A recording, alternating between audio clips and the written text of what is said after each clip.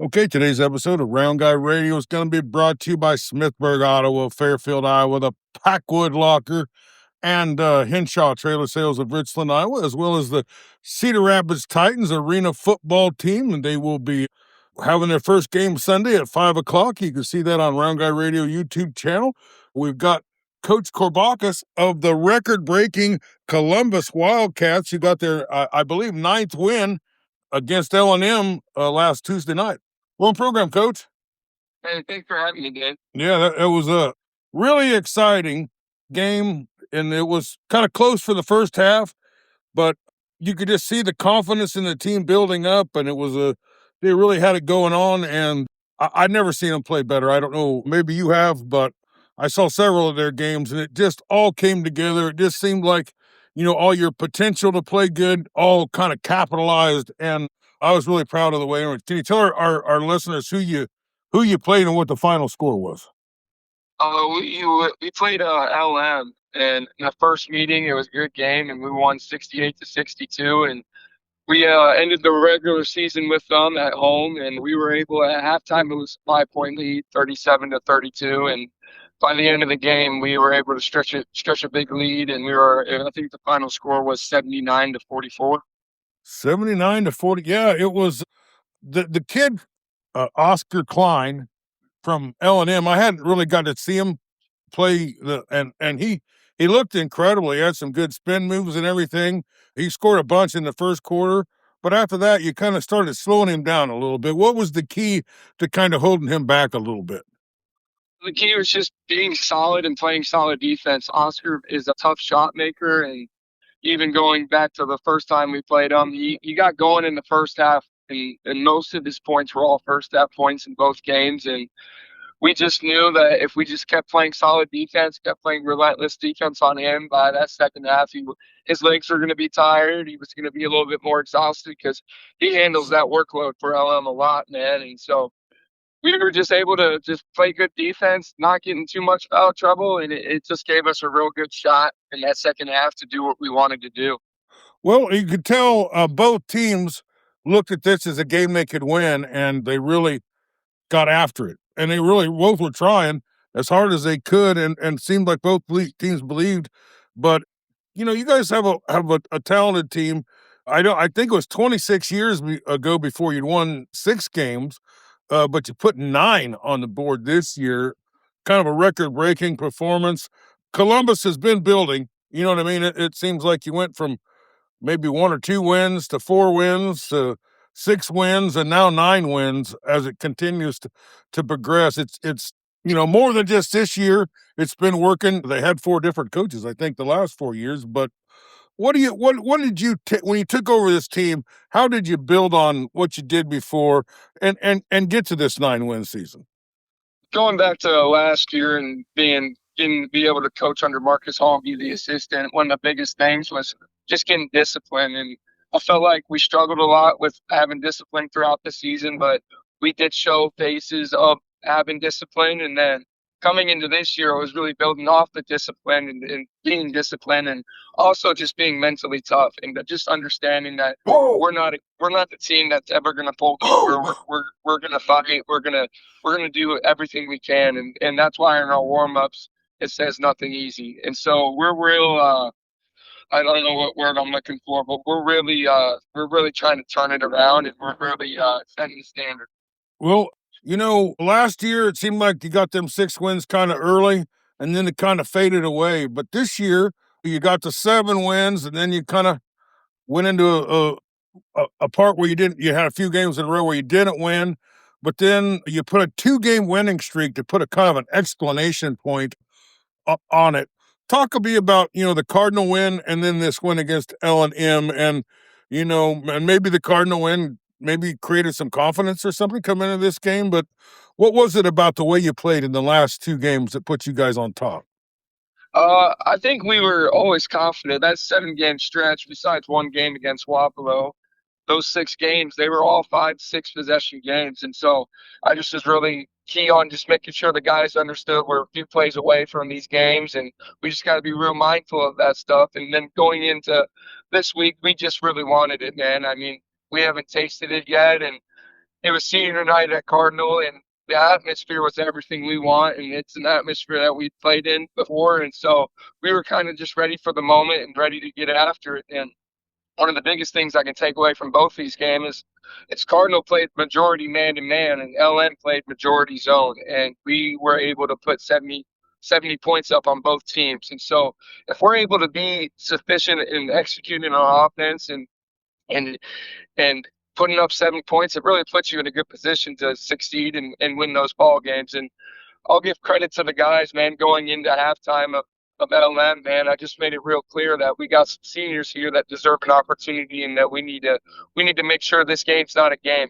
by the end of this third quarter. And I looked at the guys on the bench before the game, before the third quarter, and I was just like, whoever's in this three, we're getting this action next for you. And it just turned into a domino effect of, I think we executed 6 different man-to-man plays back to back to back to back to back. And we were just playing advantage basketball. Ellis got some Marin threes and layups, and it was just playing easy basketball, ethical basketball, and it was just a joy to see.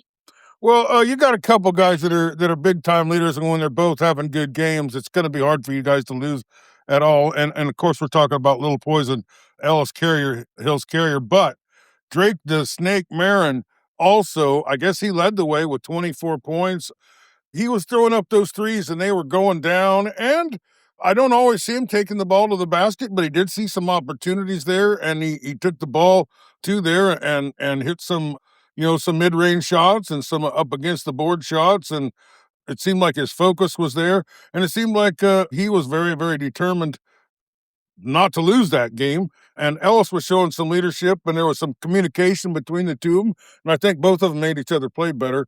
Talk about those two guys and how important they are to the team, and how they were really big time players in this 2-game win streak that you got.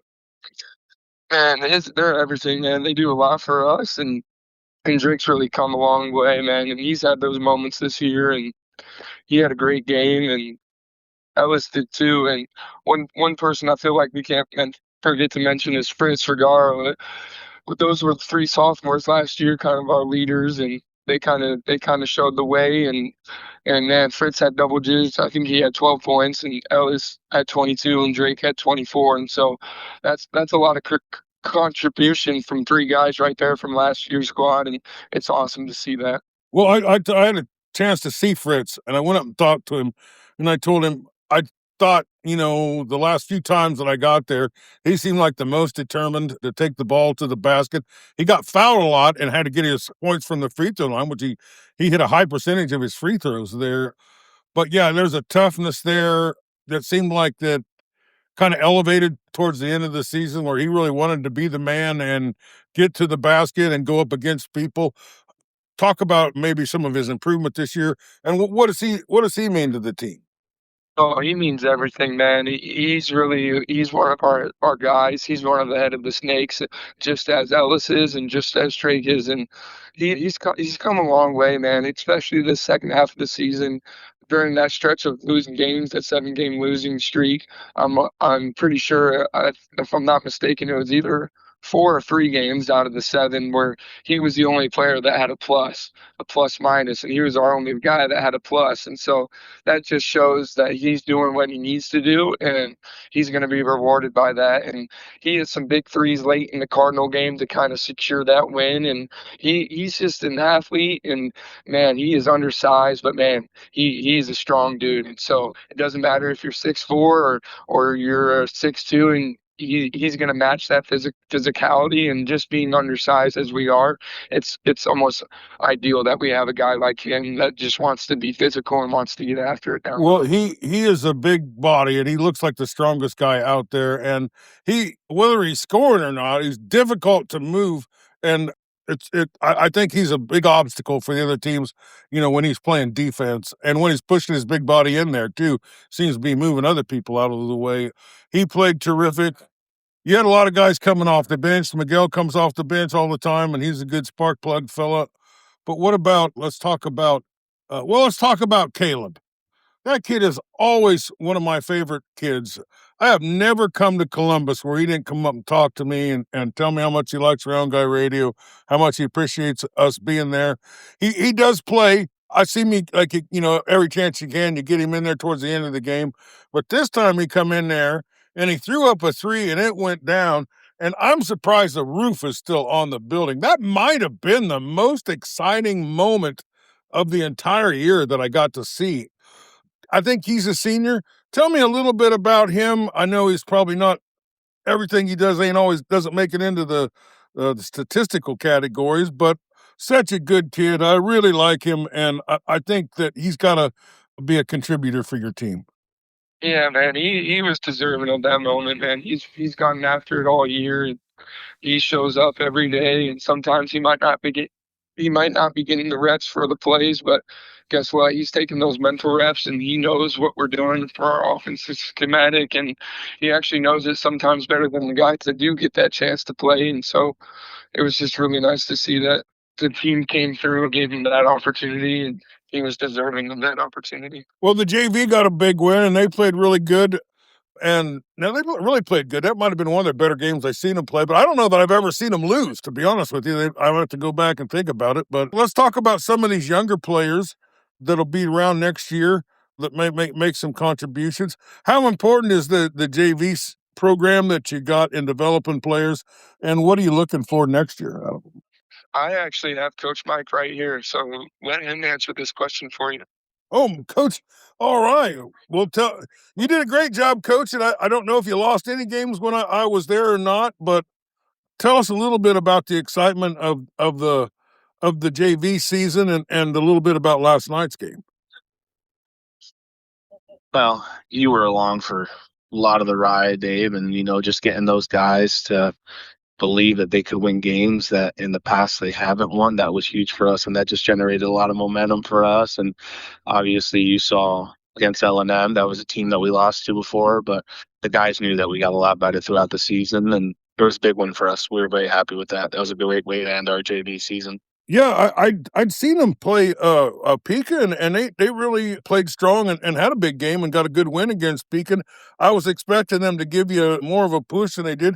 They did kind of keep up with you for the first half, but down the line, you guys were playing lights out. Iron Mike Tyson was there, and Fritz, I was calling him Snoop Dogg last night, and we had the Flavor Flav, and I mean, it was really got to know the kids. I'll tell you what, I grew a great appreciation for the JV boys because I was walking into the gym and I was a long ways from the door, and they opened up a side door, which is right next to the bathroom. And I think I might have peed myself if they hadn't have done that for me. So as an old man that has a hard problem with my bladder, they saved the day for me. And then they went out and put on a great show for me. I think your JV team was terrific this year. They were a good story for me. They had attitude. We caught them at the Pekin game. You got a big double. You got overtime win against Waco the time before I was there. I'm not there every game, but it sure does seem like they really spark up when I'm there, and they do it. They were a little disappointed I wasn't there at Cardinal, but kind of wanted to be. But yeah, what do you think about the program you're running? How hard these kids work? Some of them had to do a little extra in academic to get eligible again. And I'm so proud of those kids for going back in there. Every one of them, I told them to get in there so they could play because they're really good players, and they did. You got Lando Calorisi, and I got nicknames for about half the squad there. The Heck kid's a really good kid. I think he got a point. He had a basket in the varsity game too when he got to come in there. I know one of your kids is it Rogan that got hurt, but he was a terrific player. Ruben, Yeah, Ruben. Ruben was a great player. But yeah, tell us a little bit about some of these players and maybe ones you think are working their way towards the varsity. No, I was just saying we got a lot of players, and a lot of them are sophomores. So next year, maybe they'll get some minutes on varsity. We might share them with JV, just depending on what needs we have. But I expect like Londo and Tyson and those guys to take a huge step for us. We got 6 seniors who are leading the program, who have made great contributions to the program. So a lot of those guys are going to have to step up. Yeah, the gym was packed for that JV game too. You were around too. I know those kids loved having you around, Dave. You brought a lot of energy to the program as well, so we appreciate that. Well, I've been covering Columbus for 5 years, and I'm not saying there wasn't support. There's always support there, and that community always supports everything you do. but I didn't think the crowds were as big as they were this year. I don't think they were as loud as they were this year. I don't think they were as electric as they were this year. And particularly this last game with L&M. And maybe L&M's a big rival for you guys. I've covered that game before. Their fans come, your fans come. You got to about have a shoehorn to find a place to sit in the gym during that game. What about that? Do you feel like there was kind of an uptick in attendance and support for the team? Oh yeah, 100%. There definitely was. Even on a lot of our away games, Lone Tree's not that far. We had a lot of fans there. I want to say we had more fans in attendance at the Highland game than Highland did. So, a lot of that started with our quick start. We were 3-1 to start the season, so we had a lot of engagement, a lot of buy-in from our fans, and it just grew throughout the season because they knew that we were on the upward trajectory, and Coach Shake was able to deliver, and JV was able to deliver with the players that we had. So, no, 100%, the energy was there, and it's going to be rolling into Durant on Monday. Well, you took over as the athletic director, and I know your wrestling program has always been, one of the best. Yes, sir. Your football team, a couple of them were forfeits, but I think got 4 wins. You were in the playoffs a couple of years ago. Yeah, I think had 1 loss season. Things are on a higher trajectory because they didn't always have a good season, but they've been building up and having some success. But the basketball team had been behind. It looked like it was a kind of a priority of yours. I don't know if basketball is one of your favorite sports or not, but Yes, what sir. what did you and Coach Corbacus put your heads together to because going from 6 wins as a record to 9 wins, that's a big improvement. What do you think you guys had? What did you guys do? How'd your plan come together, and what was your plan to increase these wins? Yeah, I think it started with the culture. We had to come in and improve the culture, getting the guys to believe that we could be in those moments, Dave, that we could compete with any team. Because I mean, you've seen a lot of our games, and a lot of your fans know. But maybe some people who had never watched a game before, but had seen our record, like we've always had these incredible athletes. It's just they needed to know that they were incredible athletes and that they could compete with the best of them. And we did. We stayed in games. We were close in a lot of those losses, and so next year we're hoping to take that next jump where we can win some of those close games. Well, that's true because there was a lot of times in the last 4 years you guys almost won games. Everything almost got together, but this was a year where it did kind of come over the hump, and you finished with a pretty solid, I think, 5th place finish. And you kind of pushed your way almost to the 4th place position. Actually, you weren't maybe just 1 or 2 games behind for 4th place, weren't you? Yes, sir. I think we were right behind Waco there, but we're going to keep pushing, and we're going to try and beat all those teams that were above us. This coming season. I'm actually here in the gym right now with the guys. We're about to start basketball practice for our playoff game in Durant on Monday, so we're excited. Well, Coach Corbacus, a good step forward here.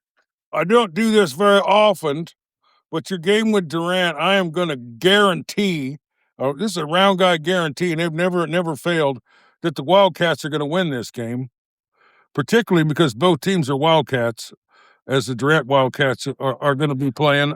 But I think you got a chance here, Coach. If you can play like you did, and if Drake Marin, Drake Marin is kind of the key to victory for you guys, really. Everybody else is pretty consistent, but when he kind of gets unconscious and shoots the lights out, and it looked like the basket must have looked like a swimming pool to him last night because it just kept everything he put up was going down over and over. What is the game plan, and what can you guys do to compete in this game with Durant? Yeah, for us, really, Dave, and I mean this truthfully, it all starts on the defensive end. You know that when you've been to our games, it's like if we have it turned on the defensive end, then we know we're going to get the opportunities at good looks, especially in transition. We get a lot of those threes in transition, and that's what it comes down to is we got to play good defense. We got to limit them to 1 shot. We got to limit those offensive rebounds, and those are the things that we have seen Coach Shake and I over and over again. Those are the keys to victory. So that's definitely what we're going to be emphasizing here tonight is defense. We scouted them. quite a bit, as much as we could these last couple of days since we found out where we're going. And so we're definitely going to be looking at the motions that they like to run offensively and how we're going to break those up. Okay. Well, as far as the game, I'm kind of working on the YouTube, That was the first time I did a varsity game on YouTube, and then I guess I didn't schedule it to come out until Tuesday at noon or something. But man, people are watching it. We had a lot of reaction to it, but it's public now, and everybody can see it. I don't know why it takes me like 12 hours to load up a basketball game on YouTube, but I sure appreciate how hard you guys worked and what a bunch of great players you got and how determined they were to make a name for Columbus Wildcat basketball. Good players, if you got really good players, it makes the coaches look great. And I think you do have some really good players that helped you guys look smart this year. Did you feel smart watching these good players play? Oh, 100%. Yeah, it makes me feel great whenever they're out there making a play. So makes me look like $1 million, man. Yeah, So well, I'm glad to have the athletes that we have. I wouldn't trade it for anything. Well, I don't know if I got a whole lot more questions for you guys, but was there anything we didn't get a chance to talk about that you guys wanted to talk about? Only thing I was going to say, David, I'm going to make you a guarantee. I'm going to guarantee that we're going to work as hard as we can over the next couple of days to make sure that we come out with a win at Durant. Well, that wasn't even a question. I knew you were going to do that. You know what? It isn't, you know, if you got a school like, Hillcrest Academy that wins all the time, it's not that hard to learn how to win, you know. But these guys, going from where they were a few years ago to where you guys are today, it's a real accomplishment. It reminds me of the Miracle on Ice there when I was a kid watching the hockey team in the Olympics. But congratulations on an outstanding season and motivating these kids and having the right group of kids that were willing to work hard and make things happen. And tremendous season. And it's not over yet. You got the game Monday night in Durant. What time is it? That's at 7:00. All right. Well, we're going to wish you really good luck. And maybe we'll be talking to you again. But thanks so much for taking the time out to be with us. Both of you, I really appreciate you. And I really appreciate your boys. Yes, sir. Thank you, Dave. We appreciate you.